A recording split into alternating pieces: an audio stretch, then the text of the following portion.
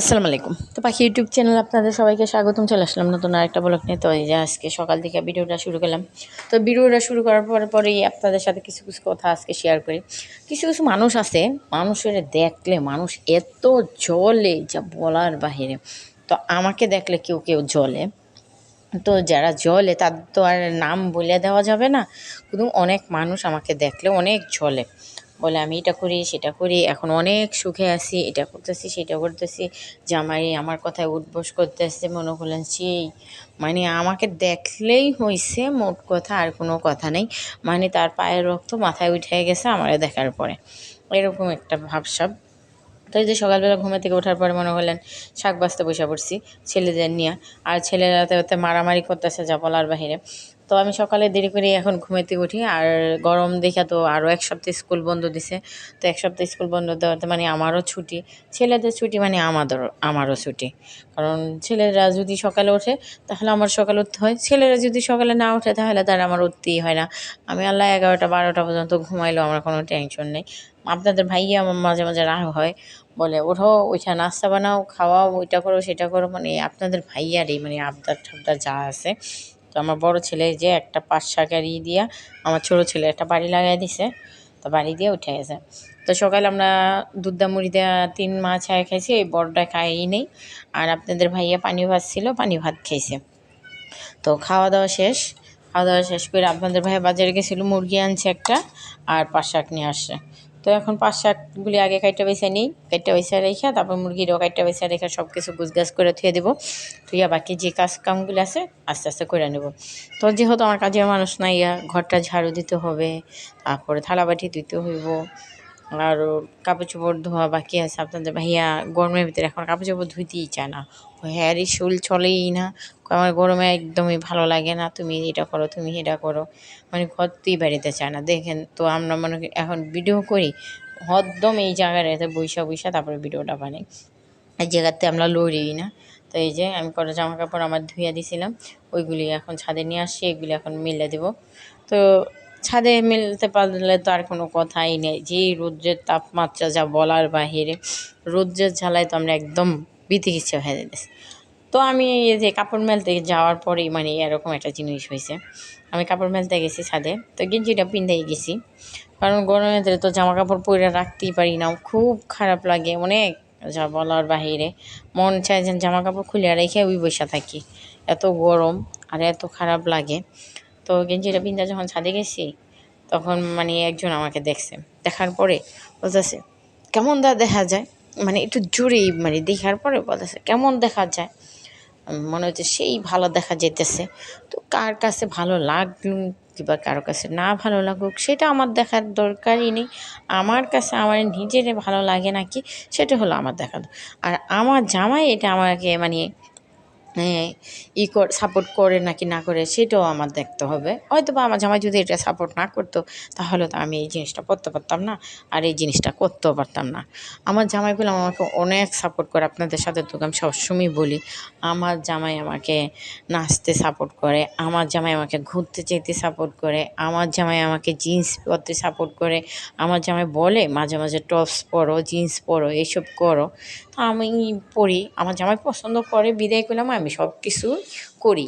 তো সব কিছুই আপনাদের সাথে শেয়ার করি। আমার জামাই হয়তো বা আমি পারি না বিদায়, না সুন্দর নাচতে পারি, না সুন্দর একটু গান গাইতে পারি, না একটু সুন্দর কোনো কিছু করতে পারি, যদি করতে পারতাম তাহলে তো আমার জামাই সেই খুশি হইতো। কারণ আমার জামাই গান পছন্দ করে, আমার জামাই নাচ পছন্দ করে, আমার জামাই তো হদ্দমই বলবো যে তুমি আমার সামনে এমনিই বসে থাকো, তাতে আমি অনেক সুন্দর, তুমি আমার সামনে যদি উদাম হয়ে বসে থাকো তাও আমার কাছে কোনো খারাপ লাগবে না। কেন খারাপ লাগবে না? তুমি আমার বউ, আর আমি তোমারে ভালোবাসি, তোমার আমি অনেক পছন্দ করি। আমি তুমি ওখানে যেমনিই থাকো না কে, পাগল ছাগলের মতো যদি থাকো তাও তোমার কাছে তোমার দেখতে আমার অনেক ভালো লাগে। তো এসব কথা যদি জামাই বলে তাহলে কি বউর কাছে কোনো জিনিস খারাপ লাগতে পারে বলেন তো দেখি। আপনারা আমাকে এই কথাগুলিরই আজকে বলবেন, যে আমাকে দেখে মানুষ কিসের জন্য এত জ্বলে। আমার জামাই আমাকে সাপোর্ট করে দেখি তো আমি সব কিছু করতে পারি, আর যদি আমাকে সাপোর্ট না করতে তাহলে গেলাম আমি কোনো কিছুই করতে পারতাম না, এটাই করলাম সবচেয়ে বড়। আর এই যে আজকে আম দিয়ে ডাল রান্না করতেছি, 5 শাক রান্না করব, আর হলো ছেলেদের জন্য মুরগির মাংস রান্না করব। তো এগুলি রান্না বাড়া একটু আপনাদের সাথে শেয়ার করবো আর একটু পকর করে নেব, কারণ আমার তো পকর না করলে হয়ই না। তো রসুন পেঁয়াজ কাঁচামরিচ একসাথে দিয়ে এখন ভালো করে ভাজিয়ে নিতেছি। এগুলো ভাজা হয়ে গেলে শাকটা তো আমি আগে ভাপ দিয়ে নিলাম একটু। তো এটা তিতা পাট শাক, তো তিতা পাট শাকটা আগে ভাপ দিয়ে নিলাম। ভাপ দিয়ে নেওয়ার পরে মনে করলেন পাট শাকটা এখন সুন্দর করে ভাজা করে নেব। আর ভাজা করে নামায়ও ফেলছি। এখানে আমি এখন তেল দিয়ে দিছি আর পেঁয়াজ দিয়ে দিছি, রসুন দিয়ে দিছি, ডাল ফোড়ন দেবো, ডালও হয়ে গেছে, দুইটাই নামায় ফেলছি। তো নামানোর পরে এদিকে মুরগিটা আর আলুগুলি একসাথেই ভাজতে দেবো। তো আমি মুরগির মাংস মনে হচ্ছে অনেকখানি হবে, একবারে দিলেই হয়ে যাবো, সাথে আলু দিতে পারবো না। পরে দেখি যে না, অনেক গ্যাপ আছে, তো ওই গ্যাপের ভিতরে আলুগুলিও দিয়ে দিই, তাহলে একসাথেই দুটোটা ভাজা হয়ে যাব। আর এদিকে আমি মশলাটা কষাই নিয়েছিলাম অফ ক্যামেরায়। তো মশলাটা কষাই নিয়েছিলাম, মুরগির মাংসটা ভাজা হয়ে গেছে, তারপরে এখানে একসাথে দিয়ে দিলাম, দিয়ে এখন এটা ভালো করে কষাই নিব। একটু পানি দিয়ে দিব, কষানো হয়ে গেলে এখানে আবার পানি দিয়ে এটা ঢাইকা বসাই দেবো, আলুটা যেন সিদ্ধ হয়ে যায়। তো একটু পানি আমি দিছিলাম, দিয়ে যে ভালো করে কষাই নিলাম। তো এই যে এখন আবার পানি দিয়ে এটা বসায় রাখবো, হয়ে গেলে ছেলেদের একবার দুপুরবেলা খাবার খাইতে দিয়ে দেবো। তো খাবার খাওয়া শেষ হলে আমরা যার মতো শুয়ে থাকবো, কারণ গরমে তো ভালো লাগে না। আমি তো বলি যে না, গরমে আমাদের সেই যন্ত্রণা করতেছে। তো এই যে এখন আমি শোয়ার থেকে উঠছি বিকেলবেলা 4টা বাজে। ওঠার পরে দেখি অনেক গরম, কারেন্ট চলে গেছিলো, ছেলেদের করতে পাঠাইলাম। তো পাঠাইয়া এখন আপনাদের ভাইয়া বলতেছে আমাকে একটু তরমুজ বাঙ্গি কাইটা দাও। তো বাঙ্গি আনছিল, আমি আবার লাবণীকে ফ্রিজে কাইটা অর্ধেকটা রেখে দিয়েছিলাম আর অর্ধেকটা কালকে খাইছি। তো এখন ওইটা নামাইয়া এই যে আপনাদের ভাইয়ারা সুন্দর করে কাটিয়ে দিতেছি, আর একটু শরবত গুলা দিব। যেন শরবতটা খাইলে নিয়ে যে দেখেন আপনাদের ভাইয়া তো ঘামে ভিজে একাকার হয়ে গেছে, আপনারা হয়তো বা দেখতেছেন। তো এই জন্য একটু শরবত বানিয়ে দেবো ঠান্ডা পানি দিয়ে, যে শরবতটা খাওয়ার পরে যে যত শরীরে ক্লান্ত আছে ওইটা একটু দূর হয়।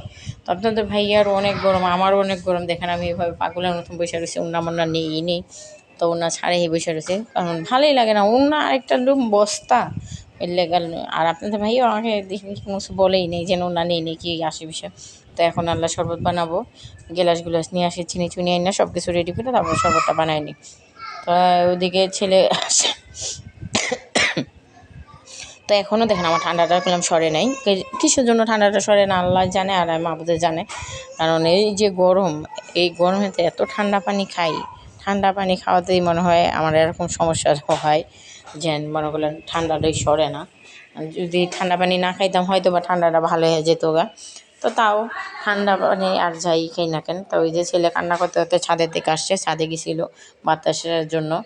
তো এই যে আমি এদিকে শরবত গুলিয়ে নিতেছি কত কইরা।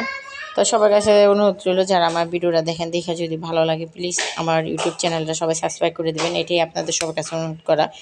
আর যদি আপনাদের কাছে ভালো লাগে প্লিজ আপনাদের বন্ধুবান্ধবের কাছে একটু শেয়ার করে দেবেন, আর একটু কমেন্ট বক্সে কমেন্ট করে জানাইতে ভুলবেন না। যারা আমার ভিডিওটা দেখেন, দেখে যদি আপনাদের যদি ইউটিউব চ্যানেল থাকে, আপনাদের আমি বলছি যেন আপনারা আমার ভিডিও দেখবেন, দেখার পরে যদি আপনাদের যদি কোনো চ্যানেল থাকে যদি বলেন যেন আমিও আপনাদের যাইয়া কমেন্ট করে দিয়ে আসবো, কিংবা আপনাদের চ্যানেলটা সাবস্ক্রাইব করে দিয়ে আসবো, একটু ভিডিও দেখা দিয়ে আসবো।